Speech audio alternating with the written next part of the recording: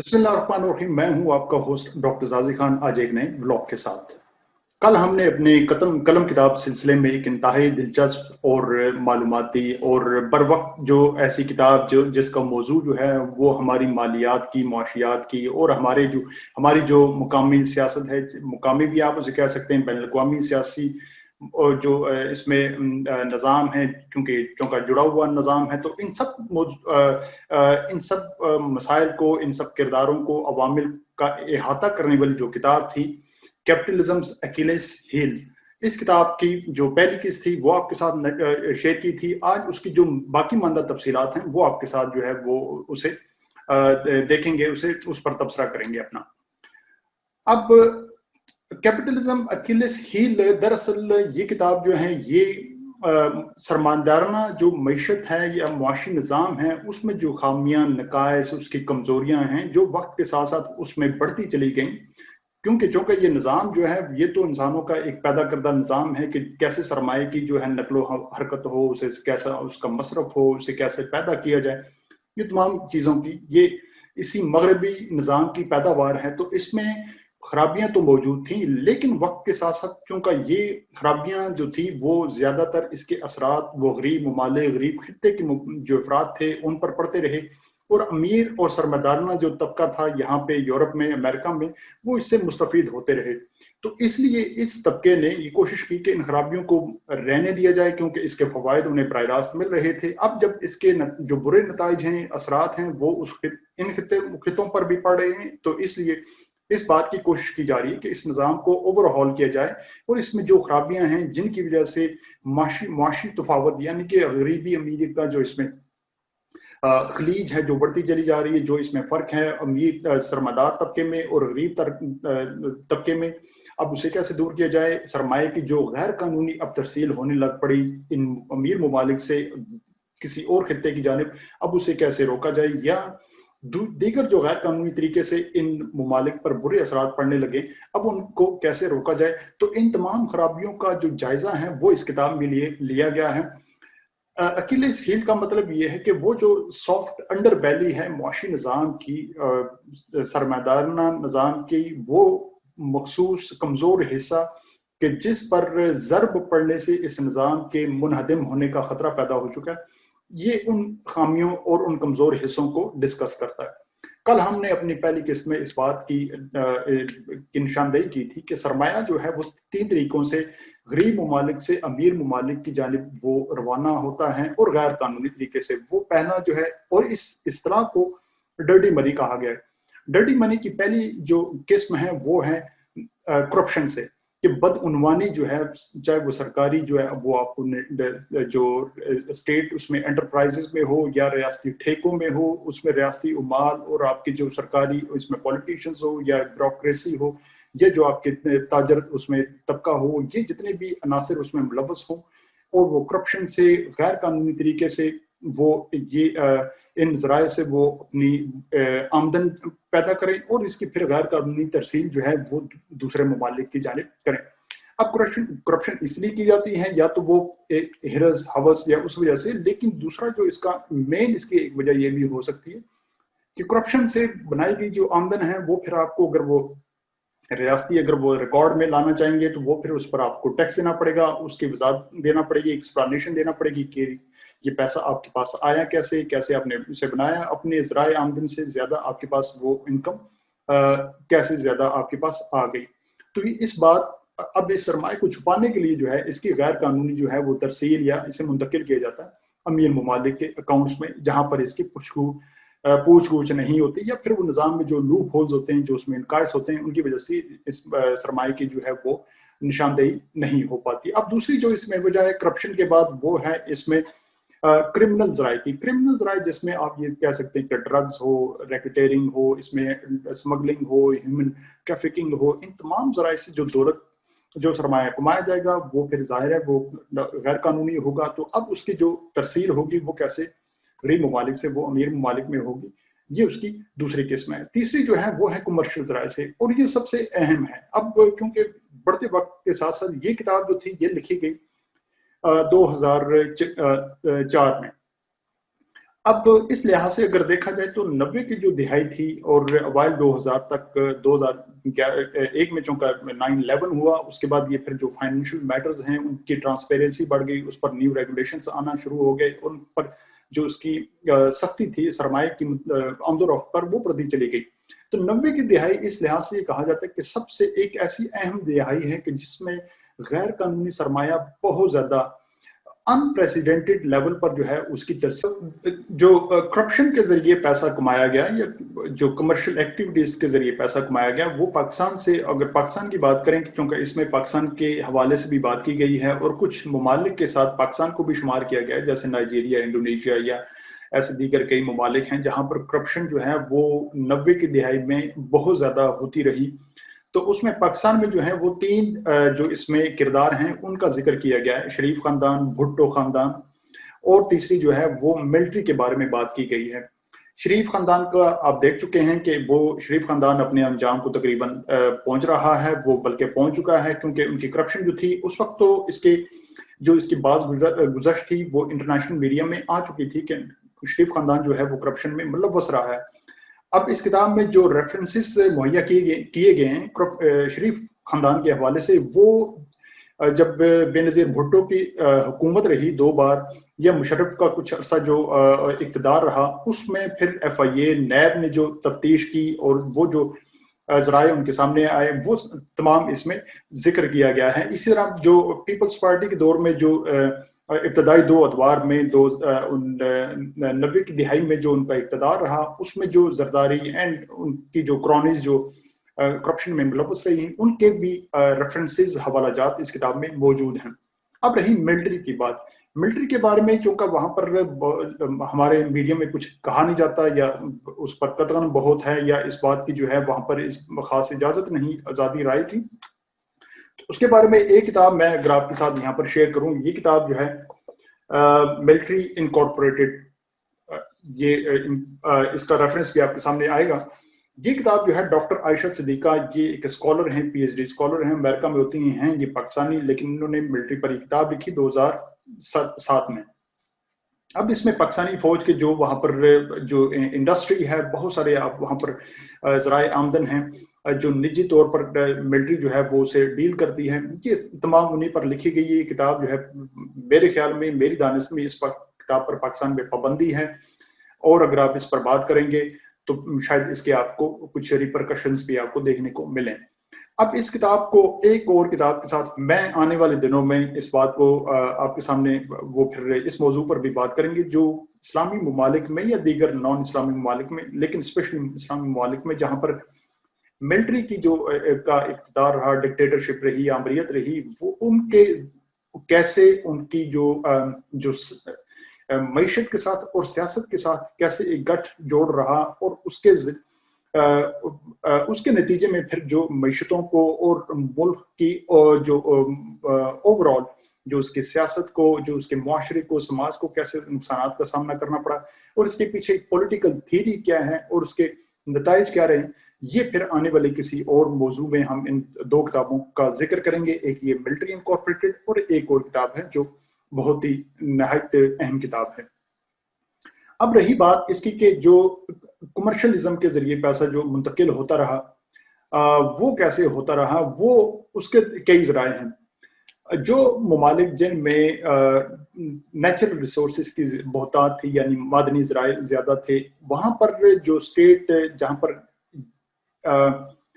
एक ऐसी जमात का जहाँ इक़्तिदार रहा हो, या जहाँ डिक्टेटरशिप रही, या फिर किसी एक ऐसी जमात का इक़्तिदार रहा, जैसे रशिया में जो है वो कम्युनिस्ट पार्टी का रहा, या फिर चीन में जो कम्युनिस्ट पार्टी बरसरे इक़्तिदार है, या इस किस्म का, तो वो उस पार्टी के जो फिर जो स्टेट एंटरप्राइजेज हैं, या फिर जो पार्टी के बरसरे इक़्तिदार जो एलीट क्लास रही, उन्होंने फिर जो है वो स्टेट एंटरप्राइजेज की के जरिए जो करप्शन की, ये सारी इसमें क्रिमिनल एक्टिविटीज में शुमार होती रही, और ये बहुत बड़े पैमाने पर होती रही। अब इसमें इस किताब के मुताबिक जो करप्शन होती रही सिर्फ चाइना से, वो जो यानी कि जो करप्शन नहीं उसे कहूंगा, उसे ये कहा जा सकता है कि जो सरमाए की नकलो हरकत जो है चाइना से होती रही यूरोपीय ममालिक की जाने, वो तकरीबन 2001 से 2005 तक वो इदाद-ओ-शुमार हैं तकरीबन 60 से 70 बिलियन डॉलर्स हर साल के लिए। तो ये बहुत बड़ी रकम है। इसी तरह रशिया जो है, रशिया में क्योंकि नेचुरल रिसोर्सेस वहाँ पर बहुतात हैं, उनके पास बहुत ज़्यादा हैं, और वहाँ पर क्योंकि ओलिगार्क यानी एक ऐसे ग्रुप की हुकूमत है कि जो वहाँ पर ताकतवर है, और वहाँ पर वो एक अपनी नौयत में वो अमरीत भी आप उसे कह सकते हैं। तो वो वहाँ से जो नेचुरल रिसोर्स, वहाँ जो गवर्नमेंट की क्रोनीज हैं, यानी कि जो इक़्तिदार में जो तबका है, उनके आगे जो उनकी पैटर्नेज में जो लोग, जिनकी कंपनीज हैं, जो इन्होंने करप्शन की, वो भी बहुत ज्यादा है, वो भी कई सौ बिलियंस डॉलर्स में शुमार होता है। अब ये तरीक़ेकार कैसे तय करते हैं? इसके लिए इस किताब में तो कई ज़राए जो है वो बयान किए गए हैं। उसमें सबसे जो बड़ा ज़रिया है वो कंपनीज के एग्रीमेंट्स हैं। जैसे अगर किसी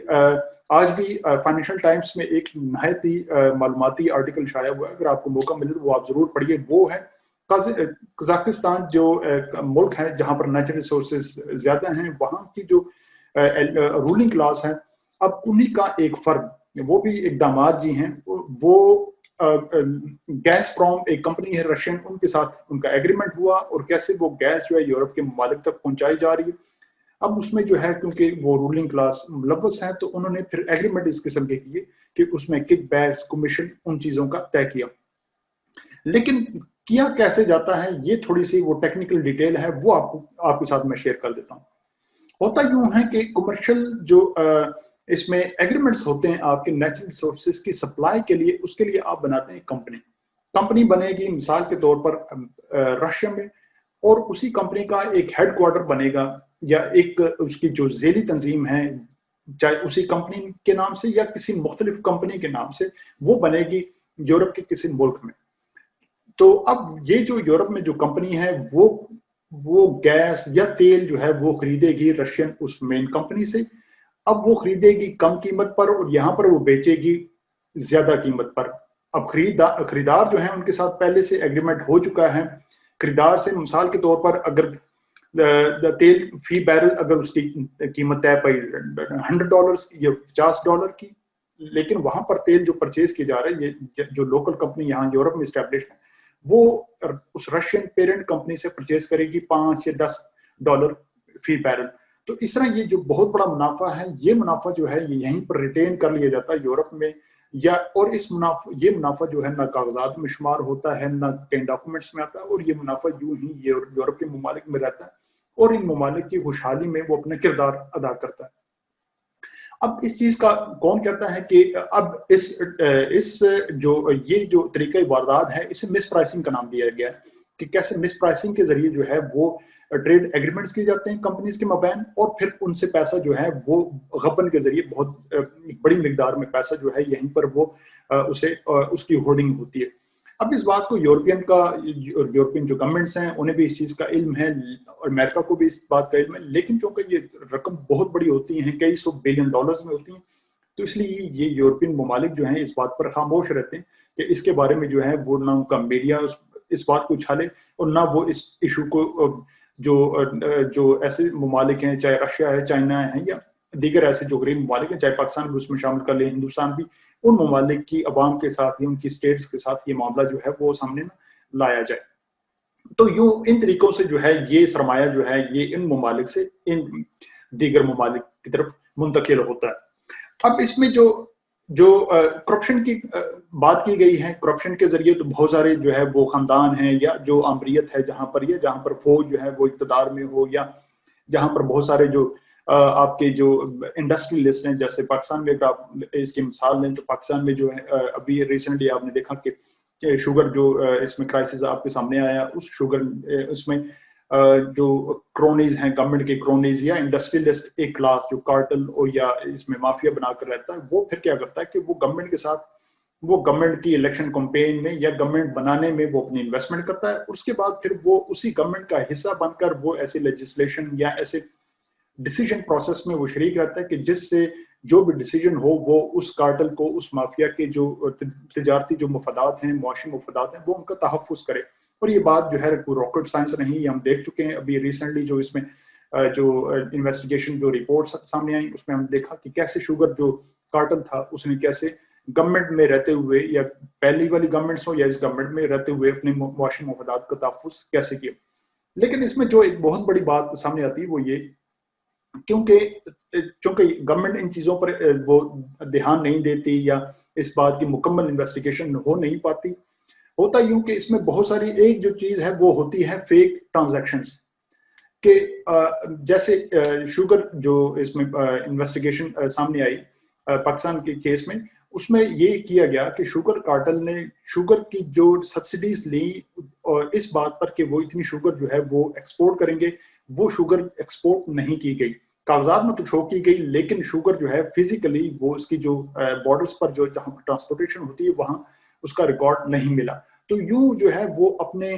ڈاکومنٹیشن پروسیس میں یا وہ جو اس قسم کی جو جتنی بھی ان کی ریکوائرمنٹس ہوتی ہیں اس میں اس قسم کا رد و بدل کیا جاتا ہے کہ وہ کبھی اس پر جو ہے وہ سامنے اس کے انکشافات نہیں آتے. اور یہ جو ایلیٹ کلاس ہے وہ گورنمنٹ کے ساتھ بیٹھ کر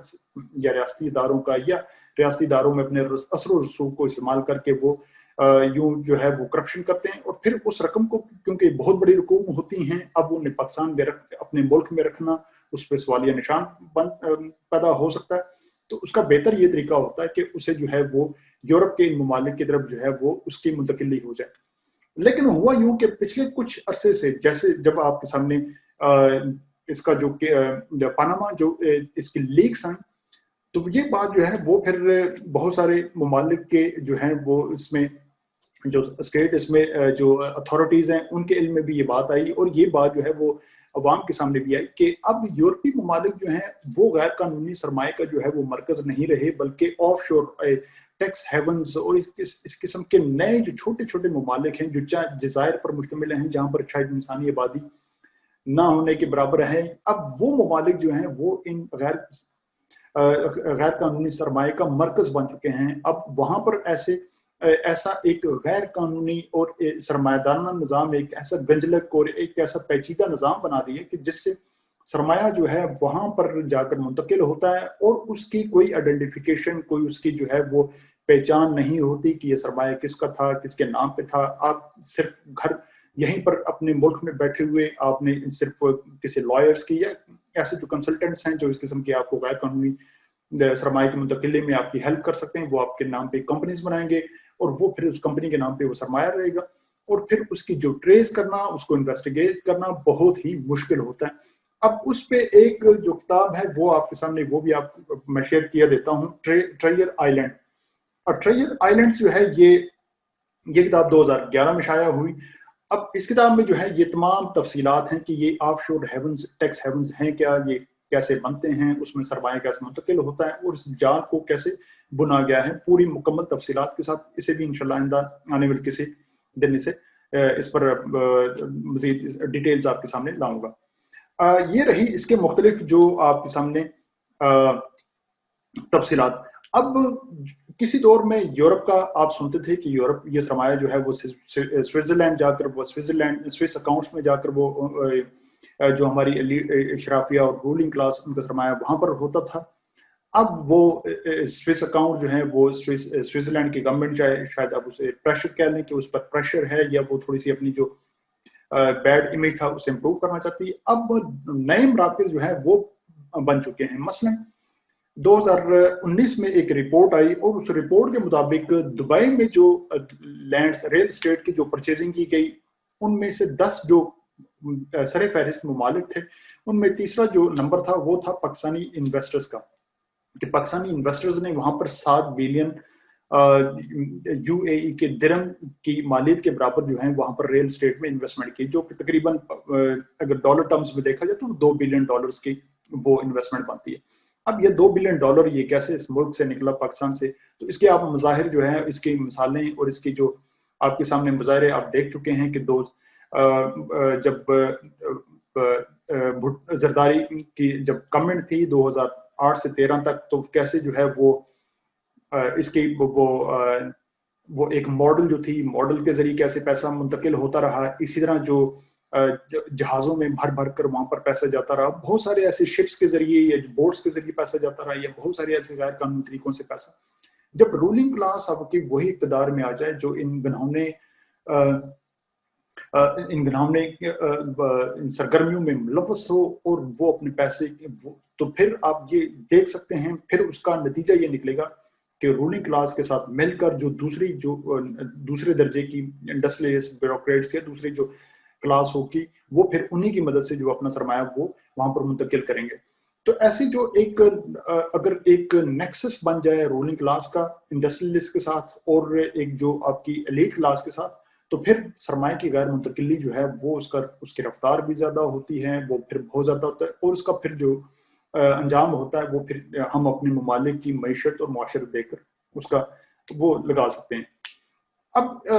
इस ऑथर के मुताबिक 2004 में जब वो एक एस्टिमेट किया गया, ये तमाम टेबल्स इसमें मौजूद हैं कि वो एस्टिमेट्स के हैं कि जिनके मुताबिक कि कितना सरमाया इन गरीब ममालिक से अमीर ममालिक मुंतकिल होता है हर साल। तो एक एस्टिमेट जो कंजर्वेटिव एस्टिमेट है, यानी कि बहुत ज्यादा उसमें मोहतात अंदाज से जो इदाद-ओ-शुमार हैं, उनके मुताबिक $500 बिलियन हर साल मुंतकिल होता है गरीब ममालिक से अमीर ममालिक की जानिब या ऑफशोर अकाउंट्स में। अब इससे आप अंदाजा लगा सकते हैं कि इसके नताइज क्या निकलेंगे। गुर्बत होगी, अब वो ममालिक हमेशा रसते रहेंगे, ना उनमें सरमाया होगा, ना उनमें डॉलर रहेगा, पे की कदर हमेशा कम रहेगी, और एक तबका जो है उसकी हमेशा जो जिंदगी है वो महरूमियों और परेशानियों में गुजरेगी, और दूसरा जो तबका है वो हमेशा जो है उसमें मीर होता रहेगा, और यूं ये जो गैप है वो बरकरार रहेगा या गैप बढ़ता रहेगा। तो ये सारी जो इसकी तफसीलात हैं वो इस किताब में दी गई हैं। हम कल इंशाल्लाह जो एक इंतहाई इंटरेस्टिंग वाक़या है और इस निज़ाम में बेहतरी लाकर हम कैसे अगर कुछ इक़दामात उठाए जाएं पाकिस्तानी स्टेट या ये जो मौजूदा गवर्नमेंट है वो अगर कुछ मुआशी इस्लाहात लेकर आए, तो कैसे इस निज़ाम की जो खूबियां हैं कैपिटलिस्ट निज़ाम की, उससे कैसे हम मुस्तफ़ीद हो सकते हैं और अपनी जो मईशत है और उसमें जो गरीबी अमीरी का फ़र्क वो कैसे हम कम कर सकते हैं, उस पर हम इंशाल्लाह हम कल बात करेंगे। और इसी मुसन्निफ के एक अपनी ज़िंदगी के तजुर्बे से जो है वो एक तजुर्बा वो भी आपके साथ शेयर करूँगा। कल का जो सेशन होगा वो यकीनन दिलचस्प होगा। कल के लिए